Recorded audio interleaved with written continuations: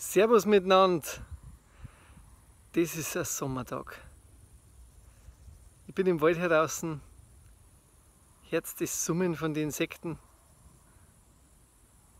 die gute Luft, der gute Windzug, heint um die 30 Grad, hinter mir Stroh, vom Draht frisch abgemäht. Ich möchte euch einfach ein bisschen was von dieser guten Energie da mitgeben. Die brauchen wir alle. Ganz viel Kraft, positive Gedanken. Bei allen Sachen, wo wir machen, einfach gut denken. Nicht ans Schlechte, nicht an das, was kann sein, nicht an irgendwelche Schlagzeilen, wo wir uns schlagen lassen, sondern einfach nur positiv sein. Lichtvoll, herzlich, herzwärts. Wir sind frei. Wir sind glücklich, wir sind zufrieden, wir sind gesund. Es geht uns gut. Es geht uns vor allem gut mit der Natur, die wir haben, mit der Kraft, die wir tanken können, draußen in der Natur, im Wald, auf die Acker, auf die Wiesen, beim Spazierengehen.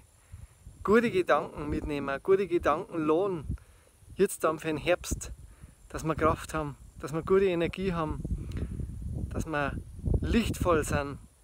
Das braucht der Mensch, das braucht die Welt, dass wir gut denken. Einfach mal einen Fernseher auslassen, Zeitung nicht anschauen oder abstellen und nur die guten Sachen hören und nur die guten Sachen sehen.